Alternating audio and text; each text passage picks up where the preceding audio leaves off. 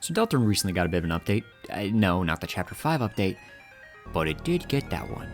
There's a small hotfix that they did after the chapter dropped, and amongst some things that it did was mainly bug fixing, and it also added a weird dialogue interaction with Pink, the shopkeeper in the cliffs. You can only find this after reaching two conditions: finding the egg for the chapter, and doing this. Touching friend. So this is a giant bowl of implications that mean nothing if you are not an absolute geek. And once more, before I preface this conversation, it's set up in a way that Pink's body, not the soul, but just the body, is saying these things to Kris and only Kris. I believe it's also important to note that the body was the one to hold the shadow crystal. Anyways, the text from the body reads, "Kris, is your hand okay? Looks like you've got a cat bite, Mew. Cats can be nasty creatures, can't they, Mew? I once met someone who really liked cats, Mew. They liked cats so much, they owned a whole hunting pack of them, Mew. Of course, cats are fickle creatures, but they are very good at finding protein. Kris, if you have any protein, you must keep it hidden and never let anyone see it. The cats are not too smart, but once they find a target, they will not stop chasing it until they are bored. And when they find you, they bite. Very, very hard.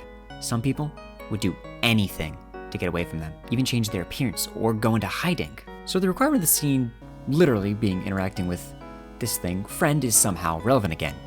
This dialogue also seems to connect a few plot points and threads, but also create a few openings. One of the main things I take away from this is friend as a character isn't one entity. The vicious cat demon thing many people look at seems to have a commander. Someone that rules a pack of these things. But also considering this big sprite of friend is based upon the dog amalgamate in Undertale, maybe they can like bunch up and become a big friend? But anyways, in my opinion, there are two characters that could take up the mantle as the ruler of the pack. One of them is very probably is the answer. The other one is kind of stupid, but I still want to bring it up. The first and stupid, probably not true answer, Noelle. This answer seems stupid as I said, but just give me a second. With how much she stated in an old blog post to have played the in-universe game Cat Pedders, with a Z. It seems likely that she has a lot of these weird cats in the game, and with the next Dark World likely having her in it, and also being at her house, maybe, but probably not. This line seems so clearly related to Eram's fight and how friend is utilized there, as a hunting pack that focuses in on one target. So now we have a Darkener that knows Eram. Not as a digital character, but like an actual real thing, not just a weird Kris trauma thing. And the next thing I do want to bring up is Kris's involvement in this. The whole interaction is centered around Kris. They are the one with the cat bite, and the body is speaking only to them so only Kris can hear it. The first line is about their hand.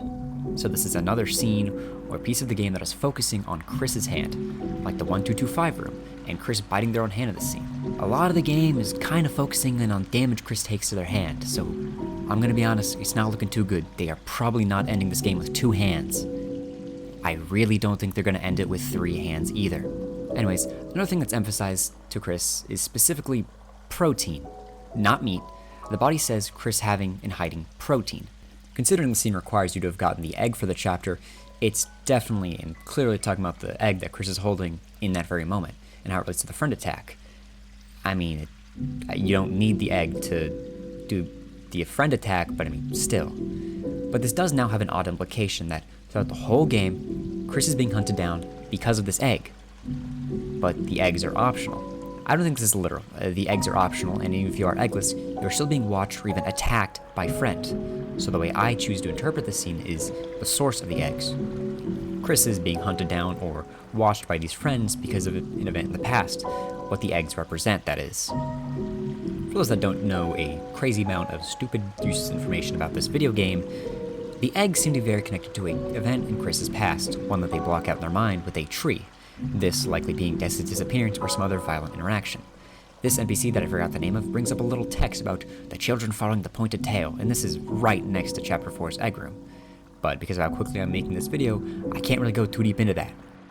Basically, what I'm getting at is this. Kris saw Des disappear, and this fucker did it, or did something to do it, and so now Kris represses that in their mind with a tree. And the eggs that Kris gets physically in-game are Kris kind of taking a hold of this trauma and facing it, holding a protein of their own to bring to the cat, to face them. Kris being super scared of the cat also lines up really well with them losing their horn headband. They were scared of the cat, they wanted to run away from the cat, so they tried changing their whole identity by just losing their goofy little headband. But a much funnier way to look at the scene is the man behind the tree is also scared of the cat and is hiding from it, changing their identity so well that they are being forgotten. So they're handing Kris this protein so that the cat will go after Kris instead of the man.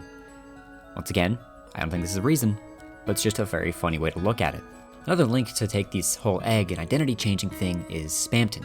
Pink and yellow, of course, links him quite squarely with the cat.